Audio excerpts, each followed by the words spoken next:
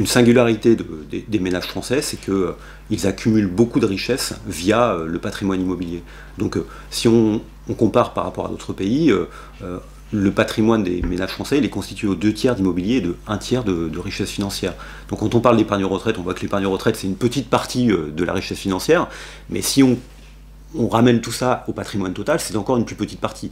La réalité est que les gens préparent leur retraite, évidemment en étant propriétaires, et on observe que au-delà de 65 ans, on a 80%, alors 80% de parts de propriétaires parmi les ménages. Donc on a bien ça. La difficulté, elle est que le patrimoine immobilier se décumule mal. Et donc, évidemment, c'est une bonne idée que d'accumuler un patrimoine immobilier pour préparer sa retraite. Ensuite, il faut pouvoir le décumuler. Donc le décumuler, qu'est-ce que ça veut dire aujourd'hui? Ça veut dire déménager, partir en province en achetant moins cher. D'ailleurs, c'est peut-être bon pour l'efficacité économique, parce que ça permet aux travailleurs d'être près de leur lieu de travail. On peut aussi le faire de manière plus explicite, éventuellement en souscrivant à ce qu'on appelle un viager hypothécaire. Le fait aujourd'hui de vendre sa maison et d'obtenir auprès d'un intermédiaire financier un revenu et un maintien de sa maison jusqu'à la date de sa mort. On tente aujourd'hui de développer ces produits en France, mais comme dans d'autres pays, on constate qu'il est extrêmement difficile de les développer.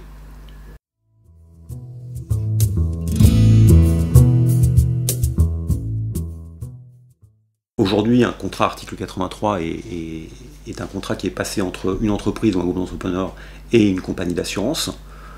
Donc, il est essentiel de connaître le niveau de rendement, bien sûr, mais aussi le niveau de rendement de rémunération de tous les intermédiaires qui sont associés à cela. Si vous avez le choix entre aller sur un PERP ou aller sur un article 83, il faut que vous ayez le même niveau de transparence pour tous ces produits.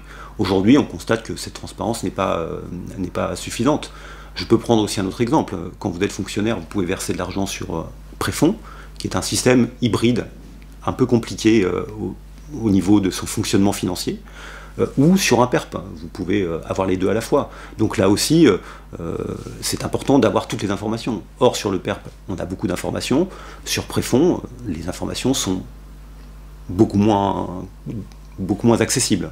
Et donc, on a un problème vraiment de comparabilité des produits et lié à un cadre réglementaire qui a besoin de s'unifier pour justement favoriser l'allocation de l'épargne sur des supports qui sont différents.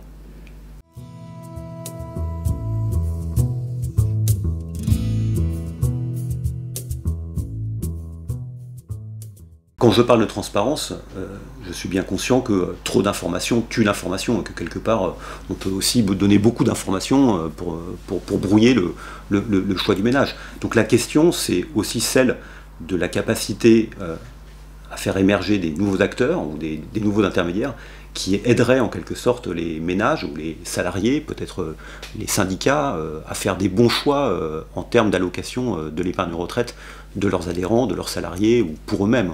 De ce point de vue-là, on peut effectivement penser que les associations de consommateurs, par exemple, les syndicats, devraient s'emparer de ce type de... le font, mais ils ne le font pas suffisamment. Et une des raisons pour lesquelles ils ne le font pas suffisamment, c'est que les données ne sont pas facilement accessibles.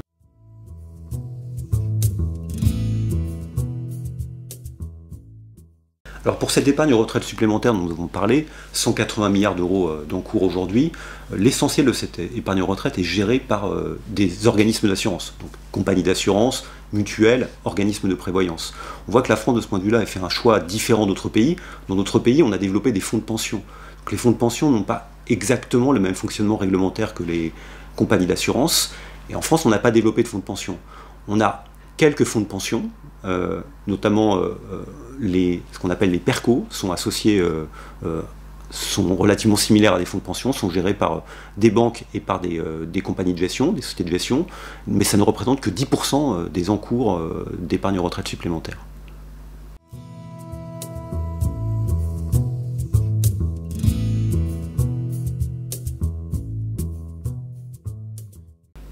Le fait qu'aujourd'hui l'épargne retraite soit massivement gérée par des compagnies d'assurance peut poser un problème, notamment par rapport au positionnement, par rapport à l'assurance vie.